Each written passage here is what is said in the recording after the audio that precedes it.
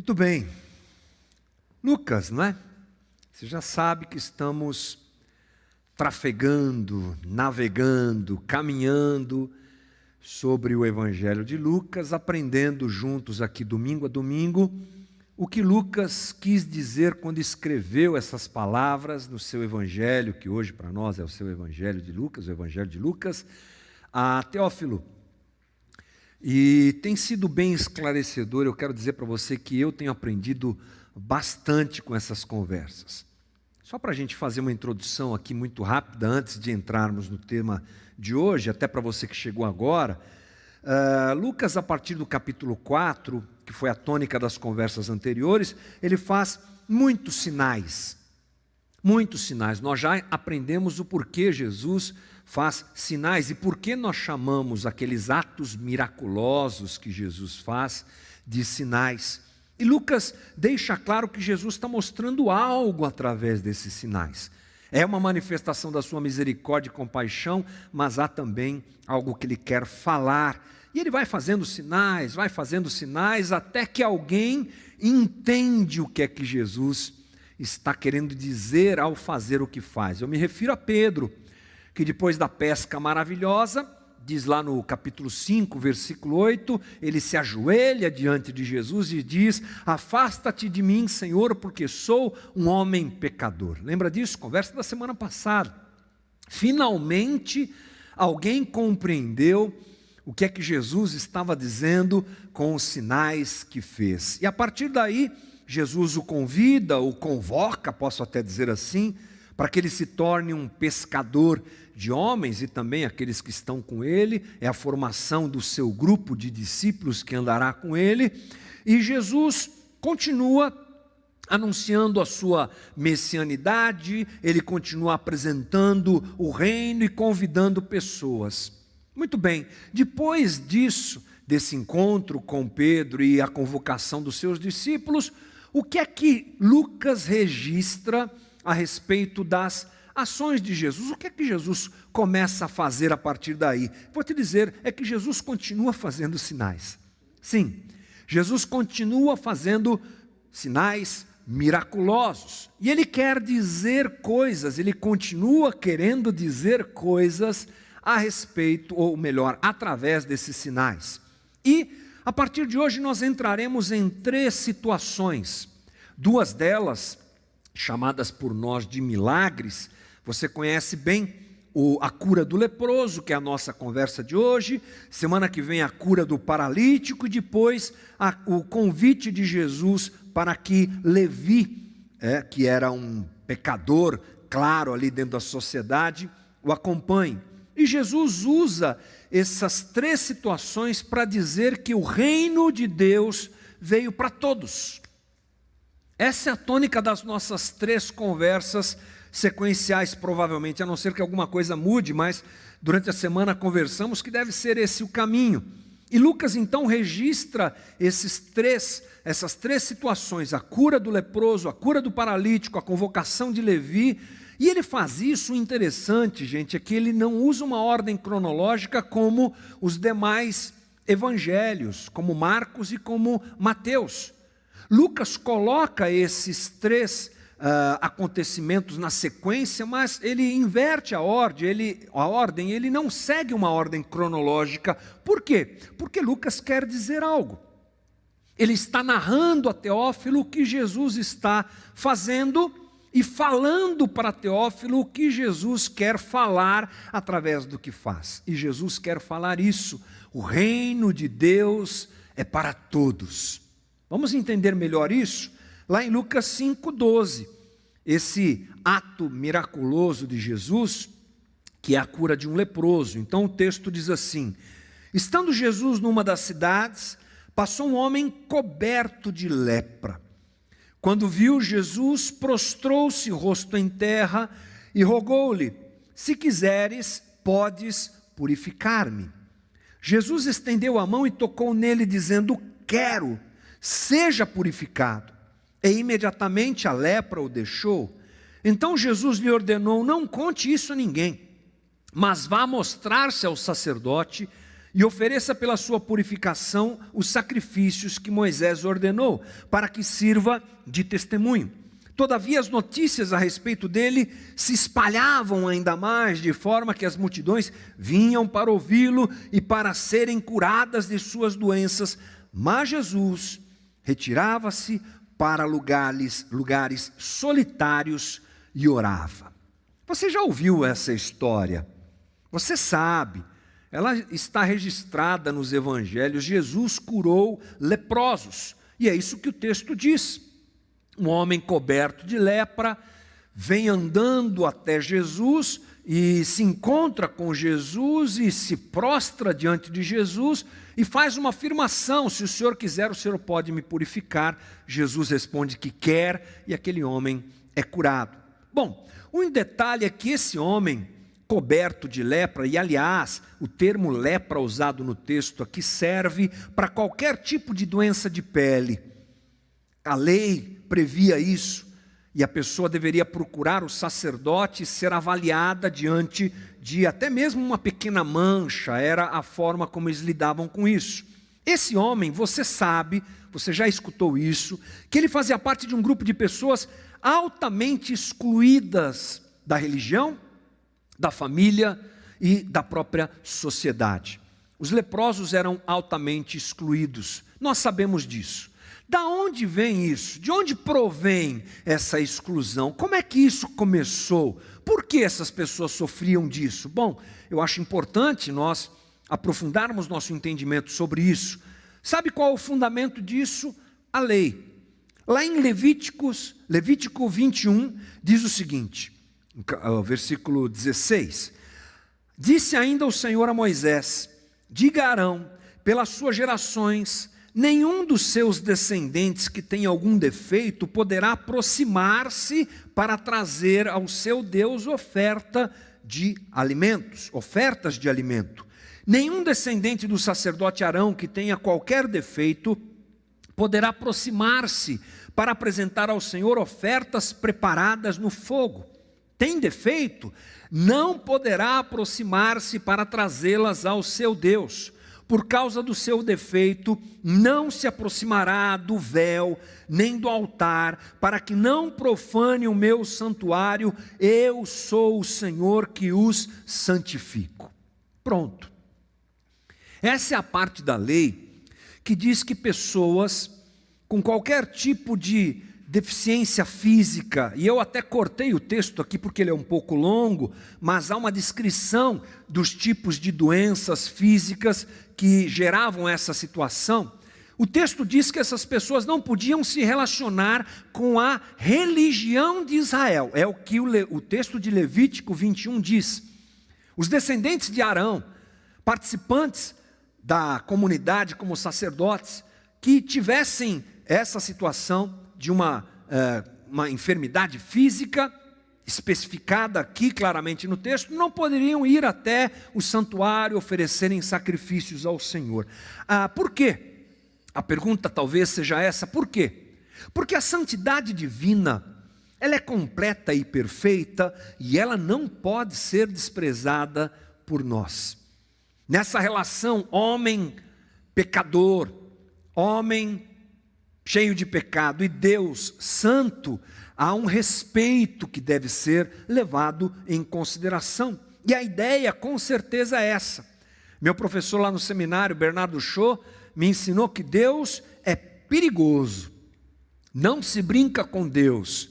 Não no sentido de Deus ser um ser maldoso e vingativo, qualquer coisa do tipo. Não, longe disso. Inclusive nossa conversa vai para esse caminho hoje. Não, mas porque Deus é santo.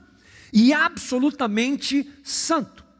Portanto, a ideia é que qualquer condição física que refletisse a situação desse mundo caído e quebrado não era ideal. Não era ideal. Não é uma questão de certo ou errado, é uma questão de adequado ou não adequado. Essa deve ser a interpretação nossa para uma lei como essa, presente ali no texto bíblico. O objetivo era distanciar a pessoa, preservando-a de um contato direto com Deus Santo diante da sua condição física debilitada, não é? Tocada por uma doença, tomada por uma doença como essas que nós encontramos no texto. E assim, a vida daquela pessoa seria preservada. É uma questão de profanação, sabe como é que é? Não é com certeza uma ideia de Deus desprezar pessoas, mas de preservá-las. Bem, o detalhe é que estamos lendo um texto que foi escrito em um momento histórico que é o primeiro século. E o que acontece ali? A sociedade, esse texto de Levítico não, estou dizendo o texto de Lucas, né? Primeiro século, muitos séculos se passaram desse tempo em que Deus deu essa lei a Israel, até o momento em que Lucas registra isso, até o momento desse encontro entre um leproso e Jesus. E qual é a realidade da sociedade em que Lucas está? A sociedade onde Jesus anda e faz tudo isso que Lucas registra. É uma sociedade sectarista. É uma sociedade que é muito bem definida em seu status. Nós temos gentios que não se dão bem com os judeus e temos judeus que não se dão bem com os gentios. Era tipo assim, ado, cada um no seu quadrado. Romanos, gregos, judeus, ricos, pobres, tudo era muito bem separado.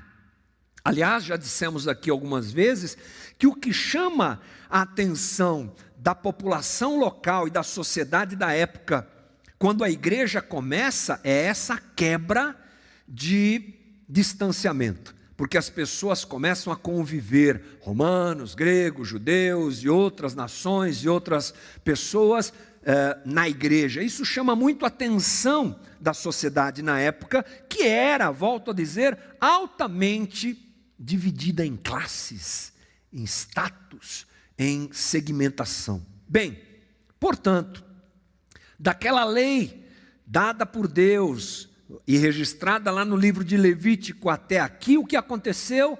Aconteceu um grande exagero.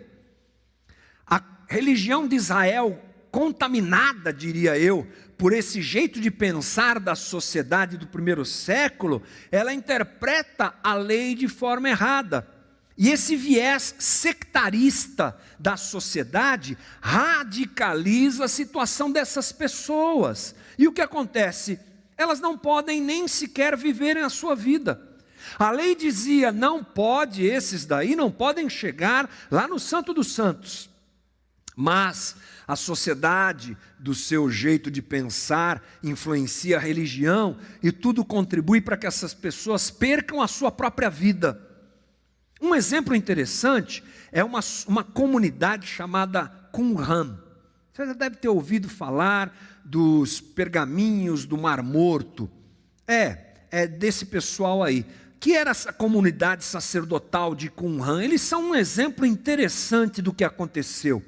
É uma sociedade que se sentia, que se enxergava como os mais fiéis guardadores da lei. Eles eram o suprassumo da radicalização dentro da lei. Eles ficavam fora do convívio da sociedade, iam morar longe no deserto, até são confundidos às vezes com os essênios, um dado técnico aqui, mas enfim, essa sociedade se achava realmente guardadora da lei. E sabe o que eles fazem, por exemplo? Eles, essa comunidade de Qumran, baseados no texto de Levítico 21, eles dizem o seguinte, eles interpretam aquele texto e dizem quem pode e quem não pode participar da comunidade. Eu separei esse texto para você, está na tela aí. Não é um texto bíblico, é um texto escrito por essa comunidade, por isso que tem aí 1QSA 259, é a referência do texto deles. Mas olha o que essa comunidade diz. Nenhum homem com uma deficiência física, coxo das duas pernas ou mãos, aleijado, cego, surdo, mudo ou possuindo um defeito visível em sua pele, ou um idoso trêmulo, incapaz de cumprir a sua função entre a congregação, poderá fazer parte da congregação dos homens de reputação, pois os santos anjos fazem parte dessa congregação. Isso aqui é um exemplo para nós de como a lei, ela foi claramente exagerada na sua interpretação e usada para separar de instrumento de sectarismo e de separação. É uma radicalização do que Levítico 21 pede. E o que é que Levítico 21 pede? Que as pessoas com esse tipo de problema não atravessassem a cortina. Mas a comunidade de Qumran, por exemplo, aperta a situação e faz uma ação claramente excludente. Não pode nem participar da comunidade. Dá para a gente aqui começar a entender o quanto isso afeta as pessoas. Aquela comunidade era altamente separada, e sabe o que surge dessa interpretação errada que a religião faz com a lei? Castas e situações muito definidas de separação. Naquele momento, os estudiosos dizem que a sociedade criou algo chamado pobreza atribuída. É um termo que a gente não ouve muito, mas quando a gente analisa qual era a situação da sociedade na época, é isso que nós enxergamos. Pobreza atribuída é a definição de pobreza mais do que vulnerabilidade econômica. É uma coisa mais ampla. É diferente de pobreza adquirida, que vem por uma falência, que vem por uma situação de nascer já na pobreza. A pobreza atribuída se refere à diferença de status entre certos indivíduos. É uma pobreza que é atribuída à pessoa, por isso o termo é justamente esse. É uma não conformidade com um certo grupo, ou seja, é uma pessoa que é excluída. Inclusive, essa atribuição de pobreza atribuída pode acontecer a alguém rico. Olha só como eles eram separados e faziam questão de que isso acontecesse. Por exemplo, os publicanos. Os publicanos eram, na sua maioria, se não na sua totalidade, não posso dizer isso porque não tenho esse conhecimento, mas muitos deles eram muito ricos. Mas por serem publicanos, a eles era atribuída a pobreza, esse termo mesmo, pobreza atribuída. Não podiam conviver em sociedade, eram desprezados, eram rejeitados. Você se lembra o caso de Jesus indo à casa de Zaqueu, como aquilo causou alvoroço? Porque esse aí é rejeitado, ele não pode participar da nossa comunidade. Pobreza atribuída, era uma questão de status, não é só uma questão de ter dinheiro ou não. Agora imagine que essa situação tinha realmente grande impacto na vida das pessoas. Porque essa pobreza atribuída começou a servir de crivo para dizer quem era aceito na comunidade ou quem não era. Ah, você serve, você é bonitinho, perfeitinho, não tem nenhum problema de saúde, então vem. Ah, você não. E assim várias situações eram usadas para aceitar ou rejeitar pessoas, e era séria essa situação. Isso afetava literalmente as pessoas. O resultado disso era um senso de marginalização e de exclusão da sociedade e da fé. Porque lembre-se que nós estamos tratando de uma sociedade cujo centro era a própria religião. E o que é que isso gera? Gente que é aceita por Deus e gente que não é aceita por Deus, segundo esses padrões, segundo essas atribuições. Quem não era aceito por Deus? Meu Deus do céu, era uma marginalização absoluta, um peso, uma cobrança muito séria. E os leprosos? Dentro desse grupo estavam eles. Eles tinham que abandonar a família, eles tinham que viver fora da cidade, eles tinham que se tornar pedintes. Gente, a situação era tão séria que uma pessoa, quando identificada com esse problema, ela era apartada da sua família, mesmo sendo ela arrimo de família ou instrumento de sustento financeiro. Não interessa, vai para a rua, vai para fora da cidade. E alguns estudiosos dizem que a coisa era tão séria que os leprosos ficavam à beira da estrada, e quando ouviam alguém Chegando perto, eles tinham que levantar a mão e dizer: ei, cuidado, eu sou leproso, não venha ficar perto de mim. Você imagina o que é isso? Toda a identidade jogada fora, toda a situação de relacionamento com a família, tudo era jogado fora. E a declaração do leproso, ela é muito significativa para a gente. Vamos agora, a partir do entendimento de como isso começa, qual o caminho que se toma, e desembocando aqui na situação do leproso, vamos voltar ao texto e entender o que é que está acontecendo aqui. A própria declaração desse homem nos dá a noção de como estava o seu coração diante desse problema de discriminação e de apartamento, digamos assim, da sociedade da fé. Todos nós achamos que ele pede para ser curado, mas o texto registrado por Lucas não nos dá essa ideia. Veja só o que diz Lucas 5,12. Quando viu isso, prostrou-se rosto em terra e rogou-lhe: se quiseres, podes purificar-me. Sim, a palavra catarizo no grego, de um modo geral, quer dizer limpeza, tornar limpo, e se atribui também à cura de enfermidades. Mas quando a gente faz uma pesquisa mais apurada desse texto, desse termo, e observamos então o campo semântico, aquela coisa que o pastor passa a semana toda fazendo para pregar no domingo, sabe o que a gente descobre? É que não era isso que ele queria. Sim, ser curado da lepra resolveria uma série de coisas, mas a frase, quando ele diz: se o Senhor quiser, o Senhor pode me purificar, tem a ver com livrar da contaminação do pecado, das culpas, purificar de iniquidade, consagrar pela limpeza e purificação, anunciar que está limpo num sentido levítico. Esse é o pedido desse homem. Ele quer ser reinserido à sociedade, ele quer ser aceito novamente. Isso é interessante, porque nós não podemos nos esquecer que Pedro, diante de Jesus, se reconhece pecador, e o leproso, diante de Jesus, sabendo quem ele era, pede a Jesus que ele fosse, afirma que Jesus poderia purificá-lo. Aquele homem queria ser reinserido na sociedade, aceito na família. Sabe o que ele queria? Ele queria a sua dignidade devolvida.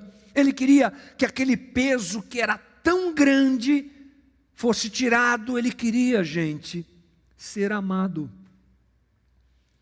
Se o Senhor quiser, Jesus, o Senhor pode me fazer ser amado novamente. A gente pode pensar o quanto isso machucava as pessoas através de uma declaração como essa. O quanto isso fazia as pessoas sofrerem. Perceba que tudo isso é fruto do que nós entendemos ser a religião de Israel, mal vivida. A religião que interpretava inadequadamente a lei do Senhor e que servia ao império. A religião que, mancomunada com o Império Romano, fazia e tomava caminhos distantes do propósito divino, porque nós sabemos que a lei demonstra o coração de Deus, mas Israel teve a capacidade de pegar a lei de Deus e transformá-la num instrumento para satisfazer a sua vontade, inclusive fazendo esse estrago na sociedade, dividindo a sociedade. E um grande perigo acontece conosco. Será que a nossa religião acolhe ou separa? Será que a nossa religião não é igual à de Israel? Será que nós construímos uma religião acolhedora ou separatista? Às vezes esquecemos com quem Jesus andava, né? Qual era a igreja de Jesus, gente? Vamos pensar assim, entre aspas aqui. Jesus andava cercado de quem? Por quem? Quem eram as pessoas que viviam atrás de Jesus? Eram pessoas como esse leproso. Eram os rejeitados da sociedade. eram os rejeitados pela religião. Com quem ele andava? Com esses. Não se trata, claro, de um aval para dizer que tudo bem, então a gente anda com Jesus e está tudo certo, no sentido de continuarmos sendo gente que é pecadora, assumida no sentido de viver de forma libertina, como eram muitos daqueles que se aproximavam a Jesus. Não é, a ideia não é essa. Porque todos os que se aproximam de Jesus com o seu coração contrito são transformados por Ele. A ideia aqui é nós realmente observarmos a prática da nossa religião e percebermos se não estamos indo pelo mesmo caminho que Israel, mandando embora, separando e classificando pessoas, santos aqui, profanos ali, batizados aqui, não batizados ali, pecadores do lado de cá, santos do lado de lá, ou pecadores nem entre, nem venham. Esse é o alerta, um dos, que essa conversa aqui traz ao meu coração. Agora, para a gente perceber como nós devemos agir, para quem nós olhamos? Para Jesus. Qual o coração de Jesus? Perceber o coração de Jesus é fundamental, porque assim eu percebo Deus. Qual é a imagem que eu tenho de Deus? Um Deus vingativo, separatista, um Deus que é tão santo que joga fora os doentes. Qual é a concepção de Deus? Para nós corrigirmos e adequarmos a nossa percepção de Deus, olhemos para Jesus. E o que é que Jesus faz diante daquele homem rejeitado, abandonado pela religião? Versículo 13. Jesus estendeu a mão e tocou nele, dizendo: quero, seja purificado. Quero, seja purificado. A resposta de Jesus é rápida, pelo menos a narrativa de Lucas é o que ele registra. Muito rápida, mas muito profunda. Jesus toca e Jesus diz: eu quero, seja purificado. O toque de Jesus já nos diz muito. Por quê? Porque essas pessoas, a partir do momento que elas são identificadas como leprosas, acabou, irmão. Não tem mais abraço, não tem mais afago, não tem mais nada, porque todos que tocassem num leproso, além do risco da própria contaminação com aquela enfermidade, estavam também impedidos de se relacionarem com a religião. Acabou.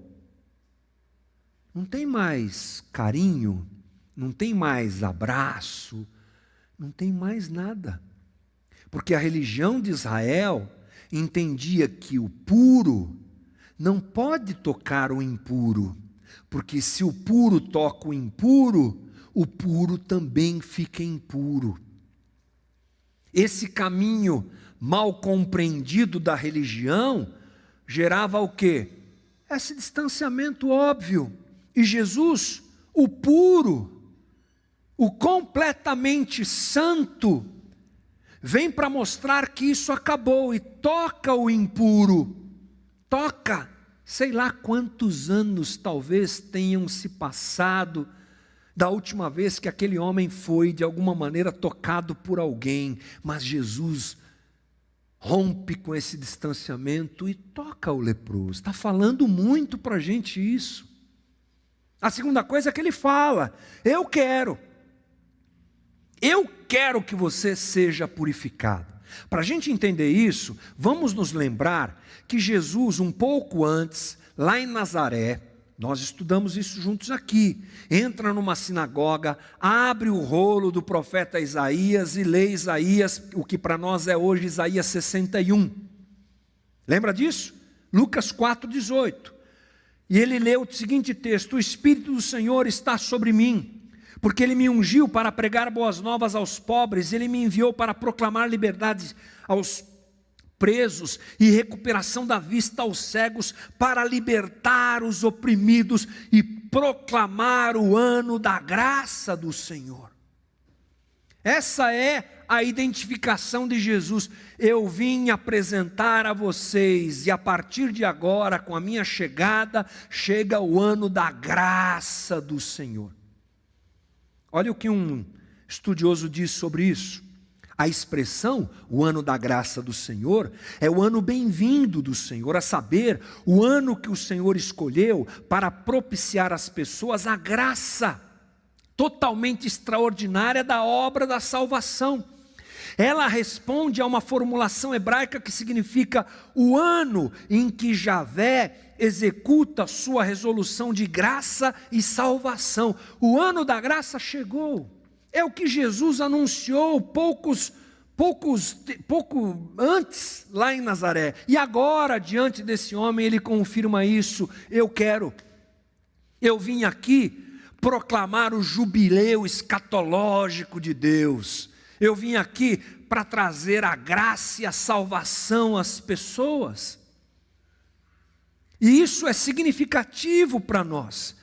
Pedro pensava que fosse indigno da comunhão com Jesus, lembra disso? Sou pecador, se afasta de mim. O leproso era considerado como alguém castigado por Deus por causa de alguma transgressão especial, era isso que caía sobre ele. E Jesus faz o que com os dois? Vem aqui. Jesus os acolhe. Aqui está o Jesus que deve ser percebido por nós, o Jesus que não condena, mas que ama. O Jesus que não veio condenar, mas perdoar, acolher, reconciliar. Deus é Deus de graça.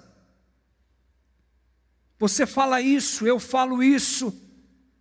Precisamos ter essa certeza em nós. O ano da graça do Senhor é esse tempo que a gente está vivendo. Não é um ano, é uma forma de dizer, esse é o tempo da graça do Senhor. E é bom nós nos lembrarmos disso, porque estamos num momento de alta pressão sobre todos nós. Diante de uma pandemia como essa, tanto sofrimento que você não precisa fazer força para encontrar sofrimento. Ele está batendo na janela da gente toda hora, nas telas da gente toda hora. Ele vem em forma de pedidos de oração no WhatsApp, ele vem, está na cara de todo mundo o sofrimento. E a pergunta que frequentemente chega é: onde Deus está nesse sofrimento? É isso aqui que nos responde onde Deus está nesse sofrimento. Deus está com o que sofre. Deus está com o que chora. Deus é o que se achega ao impuro para purificá-lo, para abraçá-lo, para acolhê-lo e para dizer: eu quero. O Jesus do texto de Lucas é esse Jesus que diz: eu quero que você seja purificado. Se você ouviu por aí que essa pandemia é fruto da ação vingativa de Deus, ou que é uma praga mandada por Deus, tome cuidado com esse tipo de interpretação, porque é só você fazer um exercício básico. O que é que seria de nós se Deus não fosse misericordioso? Nós já estamos lascados, querido. O homem já está lascado. O homem já está colhendo o pecado. Essa pandemia é fruto das nossas próprias decisões, da nossa própria ganância, de mexer inadequadamente com a natureza, de explorar as coisas. Tudo que você vê de errado nesse mundo é fruto dessa ação humana inadequada. E Deus está no meio disso tudo, dizendo: eu estou aqui para acolher, ajudar, socorrer, e não para instigar, não para matar e não para destruir, porque Ele não precisa sequer fazer isso. O homem colhe o que planta. Lucas mostra o que Jesus quer, Ele quer isso. Lucas mostra que o reino de Jesus é para pecadores. Lucas mostra que Ele é o Senhor, que Jesus é o Senhor, e todo aquele que vem até Ele e quer segui-lo é recebido. O reino é para todos, para os rejeitados pela religião, para os maltratados pela vida, pela religião judaica, o impuro, que era considerado contaminado e mandado embora. Jesus o abraça, o puro, o mais puro de todos, abraça e purifica a todos, porque na verdade todos somos impuros. E aí Jesus diz para ele, versículo 14, para esse homem que é curado imediatamente. Jesus lhe ordena: não conte isso a ninguém, vá mostrar-se ao sacerdote e ofereça pela sua purificação os sacrifícios que Moisés ordenou para que sirva de testemunho. Era necessária a aprovação do sacerdote para que a pessoa voltasse à sua atividade. Jesus sabia disso, obviamente, e manda aquele homem ir até o sacerdote. Vai lá e conte para ele que você foi curado. Mas Jesus também quer dizer: a rejeição acabou. Assuma a sua vida e viva a sua vida agora, meu irmão, meu filho. Vá viver a sua vida, retome a sua vida. A religião rejeita, mas Cristo acolhe, e Ele também está mandando um recado para essa religião falida, sectarista e cheia de castas que Israel se tornou. Mas eu quero finalizar o nosso papo indo agora lá para Hebreus. Mas antes do texto, é bom nós nos lembrarmos que tudo isso está acontecendo num momento de transição, de lei para graça. Você sabe disso, não é? Antigo e Novo Testamento. E agora eu quero ler Hebreus 10, versículo 1, que diz assim: a lei traz apenas uma sombra dos benefícios que hão de vir, e não a sua realidade. Preste atenção nisso. A lei traz apenas uma sombra dos benefícios que hão de vir, e não a sua realidade.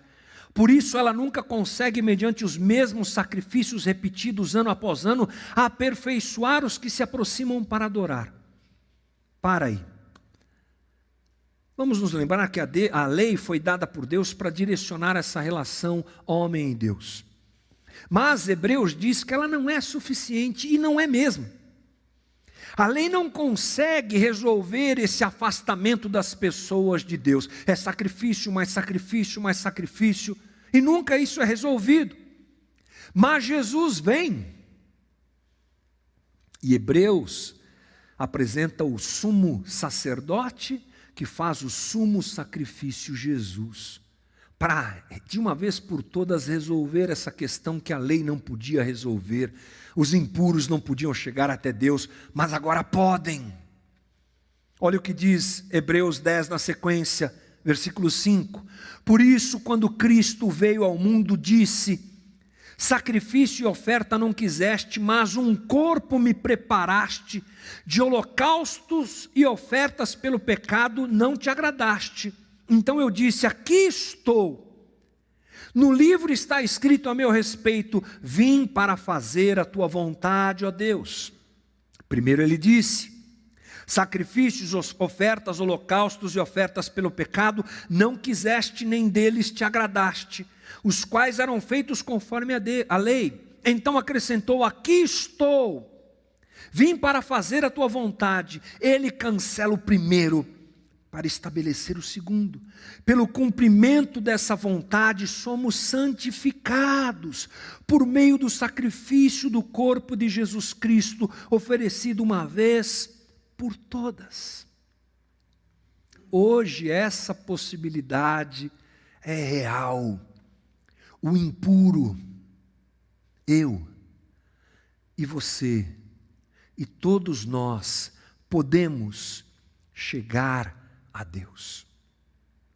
O que a gente pode entender é que aqueles defeitos físicos que eram a base da conversa da lei lá em Levítico 21, representam o pecado,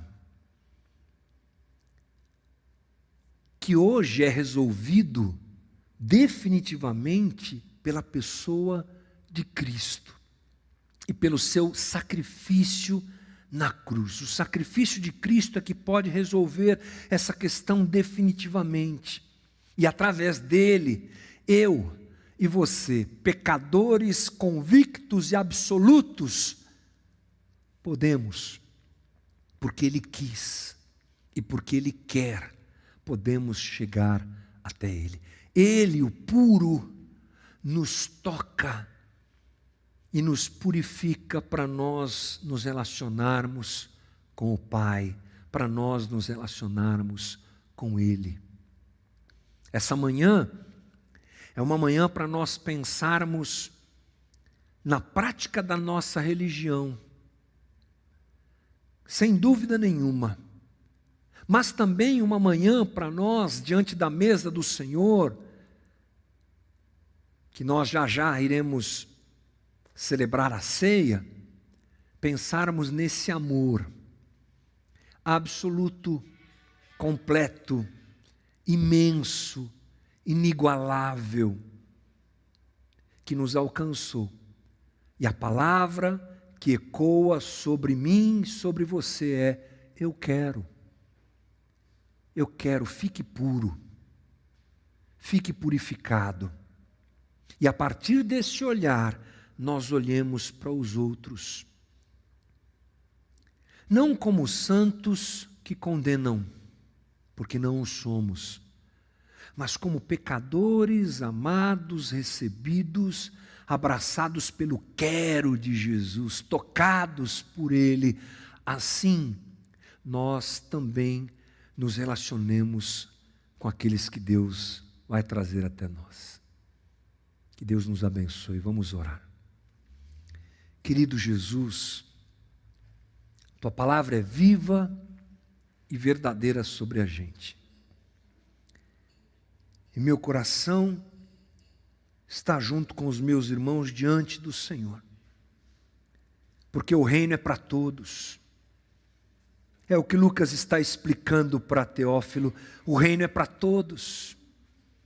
Agora não existe mais separação, agora não existe mais adequados e não adequados. O reino é para todos aqueles que se prostram e se entregam a Ele, que são tocados por Ele e recebem dele a palavra: eu quero, seja purificado.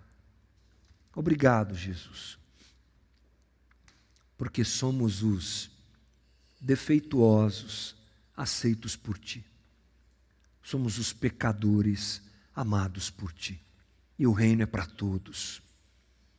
Que venham e que se prostrem diante do Rei. Que venham e que se prostrem diante do Senhor. Que venham e que sejam abraçados pela comunidade. Que venham e que sejam amados pela comunidade. Jesus não deixa a nossa religião se tornar um status, uma casta, uma hierarquia. Livra-nos, Jesus, livra-nos desse caminho maldoso, separatista, pecaminoso. Mantenha o nosso coração diante do Senhor. E dá-nos a consciência constante de que nós estamos diante do Deus Santo que nos purifica e nos santifica, Senhor. Prepara o nosso coração para a mesa. Prepara o nosso coração para celebrarmos a Tua morte, lembrando dela sempre, porque foi ela que nos trouxe vida.